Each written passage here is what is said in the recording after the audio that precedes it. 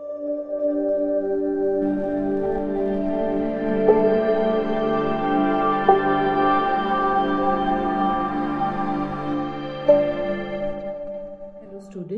today we are starting with a very important topic in thermodynamics chapter, that is Hazel's law of constant heat summation.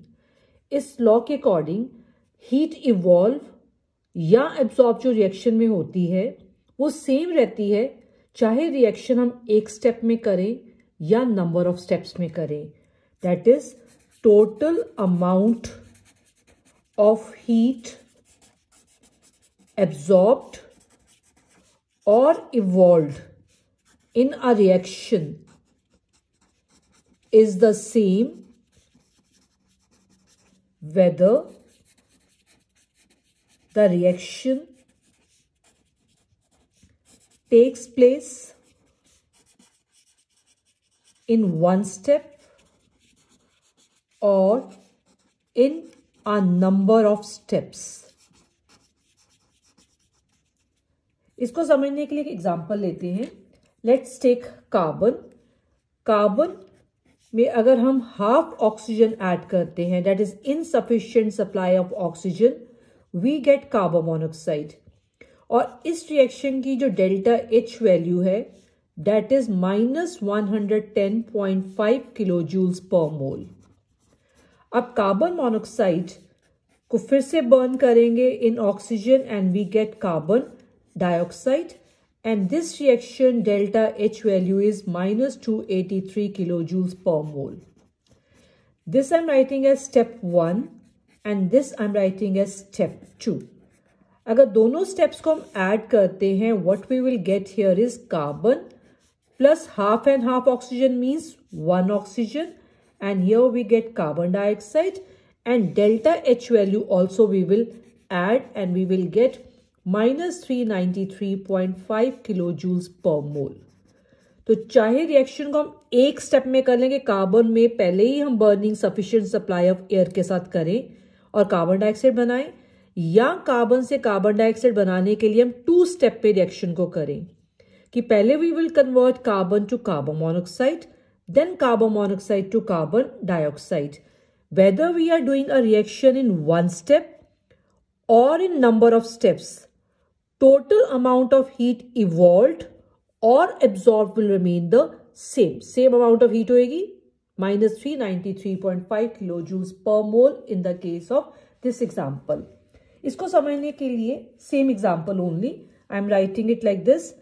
Carbon we are changing to carbon dioxide by supplying air, and delta H value for this is -393.5 kilojoules per mole. और यहाँ हम इसको क्या कर सकते हैं, first we change the carbon to carbon monoxide by giving half oxygen, and for this step the energy is -110.5 kilojoules per mole. Then we change carbon monoxide to the carbon dioxide again by giving half oxygen, and for this step energy is -283 kilojoules per mole. तो same जो representation है इसको हमने graphical कुछ इस तरीके से इसको मेंशन किया है, चाहे 1 स्टेप में करो चाहे इस रिएक्शन को हम 2 स्टेप में करें, total amount of heat will remain the same. Now theoretically इसको हम प्रूव करते हैं. थ्योरेटिकल प्रूफ या थ्योरेटिकल जस्टिफिकेशन फॉर हैज़ल्स लॉ कि ये लॉ हमारा करेक्ट है. So let's take example. A we are changing to D in 1 step, and amount of energy here is Q.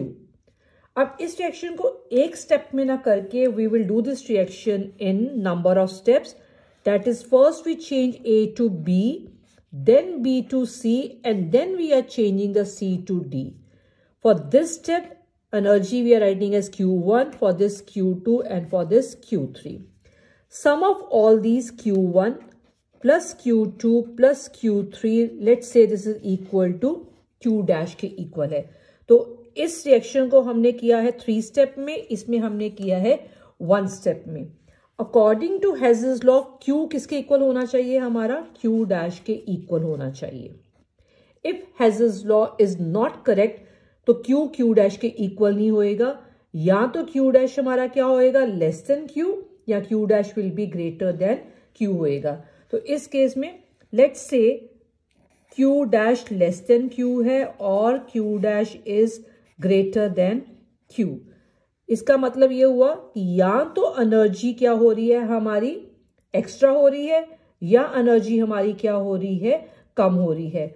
Let's understand this by taking a changes to D. Directly हमने इसको किया ए को D में convert, और Q amount of energy है, और एक हमारे पास है कि we change A to B first, B to C, and then we are changing the C to the D. This is Q1, Q2 and this is Q3। Add करेंगे, this is equal to, we are saying Q dash. तो Q equal to Q dash होना चाहिए according to Hess's law. लेकिन अगर हमारे पास Q dash के equal नहीं है, that means heat is evolve और it is absorbed in this case. But heat absorbed और इवॉल्व अगर होती है, that means total amount of heat हमारी कांस्टेंट नहीं रहती है। This is going against the law of conservation of energy. Means या तो हीट क्रिएट हो रही है, या हीट हमारी क्या हो रही है, डिस्ट्रॉय हो रही है। But according to law of conservation of energy, energy can neither be created nor be destroyed. That means Q जो है वो क्यू डैश के इक्वल ही होना चाहिए। This means Hess's law is correct. So this is the main thing about Hess's law, और इसके basis पे न्यूमेरिकल्स आते हैं हेज़ेस लॉ के, which are very important. So I am taking up the first numerical of Hess's law. Calculate enthalpy of formation of methane. अब इन numericals को करना कैसे हमने, सबसे पहले तो जो लाइन न्यूमेरिकल में हमारी आती है कि कैलकुलेट, जिस चीज को हमने कैलकुलेट करना है उससे हम एम इक्वेशन बनाएंगे। एम इक्वेशन क्या है, हमने कैलकुलेट करना है इंथैल्पी ऑफ फॉर्मेशन। किसकी करनी है, मीथेन की। दैट मीन्स मीथेन को हमने बनाना है। अब यहां हमारी डेफिनेशंस जो है वो काम में आएगी, जो हमने पढ़ी थी, enthalpy of combustion, enthalpy of formation. अगर हम इस कंपाउंड को बना रहे हैं तो according to definition 1 mole compound को बनाएंगे फ्रॉम इट्स कॉन्स्टिट्यूएंट एलिमेंट्स। फॉर्मूले में जो एलिमेंट्स मेंशन है उन एलिमेंट से हम मीथेन को बनाएंगे the way they exist in nature. Carbon exist as C in nature, hydrogen is gas so exist in molecular form in nature. Keeping this as 1 mole, क्योंकि डेफिनेशन के according क्या है कि 1 मोल सब्सटेंस को बनाना है, तो we will balance this equation. So we write 2 and this reaction delta H naught हमने कैलकुलेट करनी है। So from the first line we have written M equation. हमने इस इक्वेशन तक पहुंचना है from with the help of these 3 given equations. अब इस केस में ऑलरेडी इक्वेशन की फॉर्म में गिवन है, इनको हमने नंबर दे देना है, first equation, second equation and third. Next इसके बाद हमने क्या करना है, see the reactants here, carbon है और हाइड्रोजन। गिवन इक्वेशन में किस रिएक्शन में कार्बन है, फर्स्ट में, और सेकेंड में क्या है, हाइड्रोजन। अगर हम फर्स्ट और सेकेंड इक्वेशन को ऐड करते हैं तो इस रिएक्शन के रिएक्टेंट्स हमारे पास आ जाएंगे। But in this reaction hydrogen is 1 मोल और एम इक्वेशन में हाइड्रोजन है 2 मोल्स। तो जब हम इक्वेशन 1 और 2 को ऐड करेंगे तो इक्वेशन 2 को हम 2 से मल्टीप्लाई भी करेंगे, so that we can get 2H2 on the reactant side. So add equation 1 and equation 2 and equation 2 को multiply करना है हमने 2 से करना है। So I am writing these equation, carbon plus oxygen carbon dioxide। इस equation को 2 से multiply करेंगे तो we get 2H2 and this becomes 1O2 and this becomes 2 water। मैं पहले इक्वेशंस को सॉल्व कर रही हूं, डेल्टा H को मैं साथ में सॉल्व नहीं करूंगी, क्योंकि अगर हम साथ में सॉल्व करेंगे तो क्या होएगा, हमारा फोकस जो है इधर भी होएगा और डेल्टा H पे भी होएगा। And if we do this first तो हमारा फोकस सिर्फ जो है पहले एक साइड की तरफ रहेगा। That means when we are adding it, we get carbon plus 2H2 and 1 oxygen means 2 oxygen. And product side is CO2 and 2 water. So carbon and hydrogen हमारे पास आ गया. ये substances हमें नहीं चाहिए AIM equation में. And we need the methane on the product side. अब हम ये equation लेते हैं third equation. Third equation में मीथेन reactant की तरफ है, हमें मीथेन चाहिए प्रोडक्ट की तरफ. तो हम थर्ड इक्वेशन को इस इक्वेशन में से क्या करेंगे, सब्ट्रैक्ट करेंगे. Subtract equation 3 from above. अब थर्ड इक्वेशन को मैं कॉपी कर रही हूं यहां पे. See when you subtract the equation, तो signs they will change. This will become minus, this will become minus, and this one will become minus, this also will become minus. Now see, plus O2 and minus O2 will cancel out. Plus and minus carbon dioxide will cancel out. Plus and minus these water molecules will also cancel out. तो हमारे पास क्या बचा, carbon and hydrogen on the reactant side and minus methane जो इस side की तरफ जाके क्या बन जाएगा, प्लस बन जाएगा. So we have got this equation, M equation हमारे पास आ गई. पर हमने कैलकुलेट करना था यहां पे इंथैल्पी ऑफ फॉर्मेशन कैलकुलेट करनी थी मीथेन की. इंथैल्पी ऑफ फॉर्मेशन कैसे कैलकुलेट करेंगे, अब मैं डेल्टा एच को सेपरेटली यहां पे सॉल्व करूंगी. जो ट्रीटमेंट हमने रिएक्शंस को दी है, सेम ट्रीटमेंट हम डेल्टा एच को देंगे. इक्वेशन 1 और इक्वेशन 2 की डेल्टा एच को हम क्या करेंगे, ऐड करेंगे. और उसमें हमने क्या करना है, सेकेंड इक्वेशन को 2 से मल्टीप्लाई किया था, तो इस डेल्टा एच को भी 2 से मल्टीप्लाई करेंगे. सो this is a first step. अब इसमें से हमने सब्ट्रैक्ट किया था इक्वेशन 3 को, तो यहां पे हम डेल्टा एच भी थर्ड इक्वेशन की क्या करेंगे, सब्ट्रैक्ट करेंगे. अब जब इसको हम सॉल्व करेंगे, we will get a answer. Answer मैं डायरेक्टली लिख रही हूं यहां पे, -74.8 किलो जूल्स पर मोल हमारे पास आ जाएगी enthalpy of formation of methane. तो इन न्यूमेरिकल्स को इस तरीके से हमने सॉल्व करना है. Numerical now is calculate enthalpy of formation of carbon monoxide from these two given equations. अब हमारी एम इक्वेशन है, फ्रॉम दिस लाइन कैलकुलेट, हमने क्या कैलकुलेट करना है, इंथैल्पी ऑफ फॉर्मेशन किस सब्सटेंस की, CO की. तो एम इक्वेशन में CO को हमने बनाना है, और बनाना किससे है, from its constituent elements carbon and oxygen. Carbon and oxygen, oxygen exist करती है नेचर में in a molecular form because it is a gas. और इस रिएक्शन की इंथैल्पी ऑफ फॉर्मेशन जो है हमने वो कैलकुलेट करनी है. सो एम इक्वेशन तक आना है हमने from these given equation. This is equation 1 और इसको हम कर लेंगे इक्वेशन नंबर 2. रिएक्टेंट साइड में we have carbon and oxygen. Now this equation has carbon and this equation has oxygen also, लेकिन इसमें हमारे पास प्रोडक्ट में कार्बन डाइऑक्साइड है and we need carbon monoxide on the product side. तो अगर हम इक्वेशन 2 को इक्वेशन 1 में से सब्ट्रैक्ट करते हैं, सब्ट्रैक्ट इक्वेशन 2 फ्रॉम इक्वेशन 1, तो कार्बन मोनोक्साइड हमारे पास प्रोडक्ट की साइड में आ जाएगा. I am writing both the equations again, carbon plus oxygen carbon dioxide, and इसके डेल्टा एच नॉट वैल्यू है -393.5 kilo joules per mole. And second equation is CO plus half O2 gives CO2, and delta H naught of this equation is -283 kilojoules per mole. अब equation 2 को first में से subtract करना है, so I am changing the signs of this, and even here I am changing the sign of this. इस numerical में मैं delta H not को यहीं पे सॉल्व कर रही हूं बिकॉज हमारे पास एक ही स्टेप में जो है वो आंसर आ जाएगा. तो we can calculate delta H not along with this only. So now carbon will be on the reactant side. 1 mole oxygen में से हाफ मोल सब्ट्रैक्ट करेंगे तो we are left with half oxygen.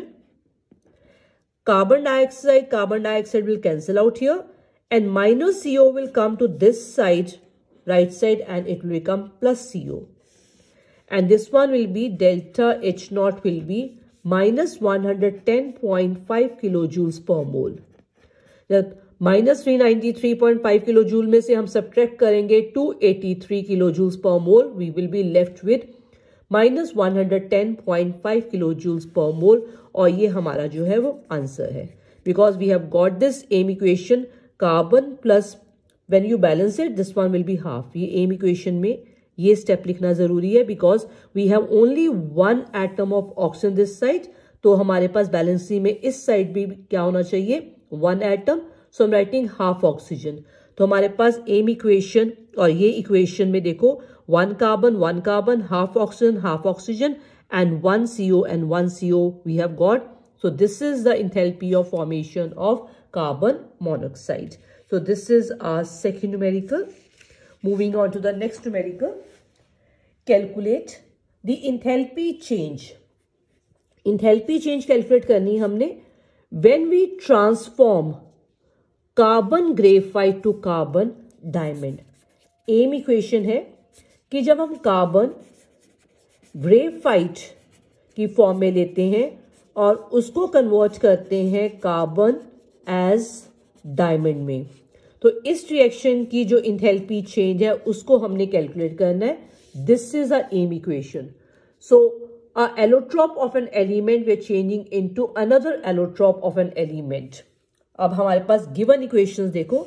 Given क्या है, enthalpies of combustion given है graphite की और diamond की, और ये इनकी इंथैल्पी ऑफ कंबशन वैल्यूज है. इस न्यूमेरिकल में गिवन इक्वेशंस को हमें खुद लिखना पड़ेगा. From these lines carbon graphite और कार्बन डायमंड की enthalpy of combustions are given. Combustions means when we burn them with oxygen, and both of them on burning they will form carbon dioxide. And enthalpy of combustion graphite की value है delta H naught equal to 393.5 kilojoules per mole, and of the diamond is 395.4 kilojoules per mole. लेकिन इन reactions में एक चीज का ध्यान रखना है, since these are enthalpies of combustion, according to definition we know that these are the energies evolved. तो combustion reactions में हमेशा जो एनर्जी होती है इवॉल्व होती है.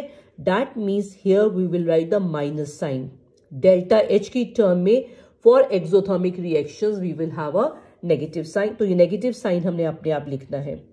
Now with the help of these given equations we have to reach to this aim equation.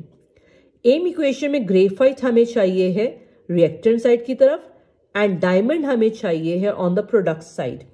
तो इसको हम सॉल्व करने के लिए क्या करेंगे, this is a equation 1, this is a equation 2. Subtract equation 2 from equation 1. Equation 2 को इक्वेशन 1 में से जब हम सब्ट्रैक्ट करेंगे, so we are changing the signs here and here it is minus, so I am writing plus here. In this case plus and minus oxygen will cancel out, plus carbon dioxide minus carbon dioxide will cancel out, and we are left with carbon graphite and minus carbon diamond, which will come on the right hand side, and this will become plus. And delta H naught will be minus, and here is the plus signs. This value is bigger, so we'll have plus. After subtracting, we will get 1.9 kilojoules per mole. So this is when graphite changes to diamond, then this is the enthalpy change of the transformation of the graphite to diamond. So यहाँ पे भी हमारा answer जो है this is coming in one step only. Moving on to the next numerical after this, the combustion of 1 mole benzene, it gives carbon dioxide and water, and this much amount of heat is liberated. इस reaction को मैं chemical equation की form में, इस line को मैं chemical equation की form में लिख रही हूं कि जब हम 1 मोल बेंजीन को, बेंजीन इज C6H6 को बर्न करते हैं, combustion of 1 mole of benzene, it gives carbon dioxide and water, and enthalpy of combustion of this is 3267 kilojoules per mole. Now again, since this is combustion, so the energy will be evolved. So this one will be having a negative sign. Moving on to the next line. Calculate. अब हमने calculate क्या करना है? aim equation. The standard enthalpy of formation of C6H6. aim equation है कि जब हम C6H6 benzene को बनाते हैं, इस रिएक्शन की enthalpy of formation, standard enthalpy of formation हमने कैलकुलेट करनी है. सो बेंजीन को हम बनाएंगे from carbon and from the hydrogen. Reaction को बैलेंस करना है, कीपिंग दिस एज 1 मोल, क्योंकि जो सब्सटेंस बना रहे हैं this has to be 1 mole. So this becomes 6 and this becomes 3. इसी तरीके से फर्स्ट रिएक्शन जो इसको भी हमने बैलेंस करना है, यहां पे हम 1 मोल बेंजीन को बर्न कर रहे हैं. तो इसको 1 मोल रख के जब हम बैलेंस करेंगे, this one will be 6 and this one will be 3 water. So if you are balancing it, this will become 15/2 because we need 15 oxygen atoms. Moving on to the next line. Standard enthalpy of formation of CO2 and water, इनकी values given है कि जब हम CO2 को बनाते हैं और water को बनाते हैं, इनकी enthalpy of formation values given है -393.5 किलोजूल्स पर मोल एंड वाटर की गिवन है -285.83 किलोजूल्स पर मोल. अब कार्बन डाइऑक्साइड को बनाना है फ्रॉम कार्बन एंड ऑक्सीजन और वाटर को बनाना है from hydrogen and oxygen. 1 mole carbon dioxide बनाने के लिए this is a balanced equation only, but when we are forming 1 mole of water we have only 1 O atom here and this side we have 2 O atoms, so we'll balance it and write half O2 here. अब ये 3 हमारी given equations है और ये हमारी aim equation है. So with the help of these given equations we have to reach to this aim equation. So I'm numbering it. This is equation 1, this is equation 2 and this is equation number 3. अब now first step है, हमें carbon और hydrogen चाहिए reactant side की तरफ. Second equation में carbon है और थर्ड इक्वेशन में हाइड्रोजन है.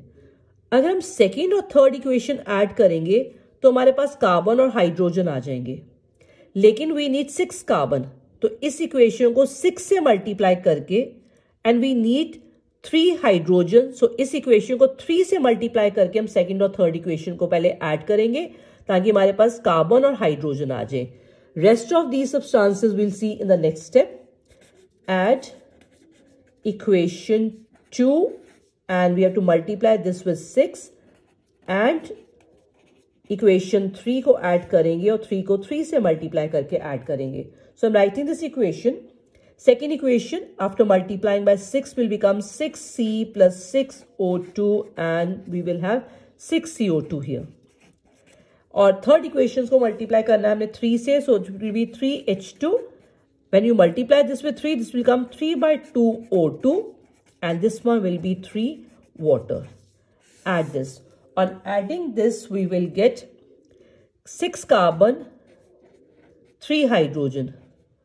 6 plus 3/2 को जब हम ऐड करेंगे this one will become 15/2O2 and product side की तरफ we have 6CO2 and we will have 3 water. So equation 2 और 3 को जब हम ऐड करते हैं तो हमारे पास ये रिजल्ट आता है. सो 6 कार्बन और 3 हाइड्रोजन तो हमारे पास आ जाते हैं. We don't require this oxygen, carbon dioxide and water in um equation, but we need C6H6. अब इक्वेशन 1 में ये सारे सब्सटेंसेस हैं. अगर हम इक्वेशन 1 को मैं यहां पे ऐड करती हूं तो C6H6 रिएक्टेंट साइड की तरफ आएगा. We need it on the product side. तो इसका मतलब इक्वेशन 1 को मुझे सब्ट्रैक्ट करना है इस इक्वेशन में से. Subtract equation 1 from above equation. Above equation में से फर्स्ट इक्वेशन को सब्ट्रैक्ट करेंगे. आई am writing equation 1 here. C6H6 plus 15/2O2 gives 6CO2 plus 3 water. Since we are subtracting it, तो हमें इनके साइन चेंज करने हैं. Minus minus, this will be minus and this one will B minus. Plus and minus will cancel out. This will also cancel out. Plus 15/2O2 and minus 15/O2 will also cancel out. तो हमारे पास यहां पे बच जाता है 6 carbon plus 3H2 and minus C6H6 which will come on right hand side and will become plus. अब ये equation and aim equation is the same. We have got the equation, लेकिन आंसर में तो हमें delta H not of formation calculate करना है. तो जो ट्रीटमेंट हमने इक्वेशंस को दी है same treatment we will give to the delta H also of these equations. यहां पे सॉल्व करेंगे. फर्स्ट इक्वेशन 2 और इक्वेशन 3 को हमने ऐड किया. तो इक्वेशन 2 को ऐड करने से पहले हमने इसे 6 से मल्टीप्लाई किया था and to this we are adding equation 3 और इसको हमने मल्टीप्लाई किया है 3 से. This is a first step. ये स्टेप करने के बाद हमने इक्वेशन 1 को सब्ट्रैक्ट किया इसमें से. तो we are subtracting equation 1 that is -3267. After multiplying with this thing, -3933, it will become -2361 and this one will become -857.49 और इसमें हमने ऐड करना है +3267. After solving this, we will get -48.51 kilojoules per mole, which is our answer. तो जब हम 1 मोल benzene को बनाते हैं तो इंथैल्पी ऑफ फॉर्मेशन उसकी कितनी होती है? -48.51 kilojoules per mole. Okay, now moving on to the next numerical. ये रिएक्शन गिवन है. इस रिएक्शन की हमने डेल्टा H नॉट कैलकुलेट करनी है. और क्या गिवन है? Standard heats of formation given है Al2O3 एंड F2O3 की. इस न्यूमेरिकल को सॉल्व करने के लिए जो मेथड हम यूज करते आ रहे हैं प्रीवियस न्यूमेरिकल्स में, we can use that also, Hess's law. लेकिन इसको मैं सॉल्व करूंगी. फॉर्मूला हमने यूज किया था थ्योरी में, उस फॉर्मूले की हेल्प से यूज करूंगी. सबसे पहले मैं एम इक्वेशन लिख रही हूं. This is our um equation. I am writing this thing कि हमने 2Al plus F2O3 changing to Al2O3 and 2Fe, इस रिएक्शन की डेल्टा H नॉट को कैलकुलेट करना है.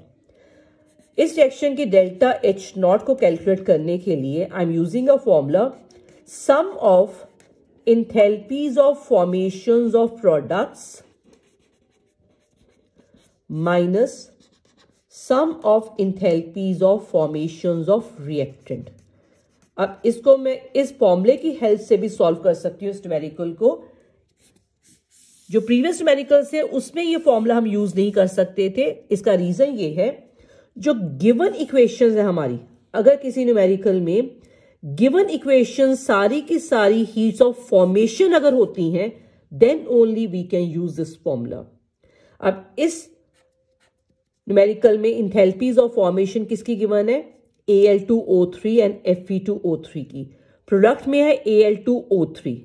अब sum of enthalpy of formation product की है Al2O3 इज -1675.7 प्लस हमारे पास प्रोडक्ट की तरफ सब्सटेंस है Fe.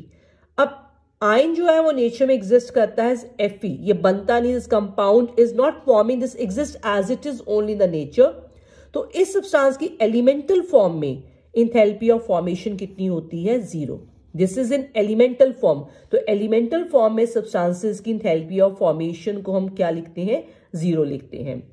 माइनस रिएक्टेंट में we have Fe2O3 and 2Al.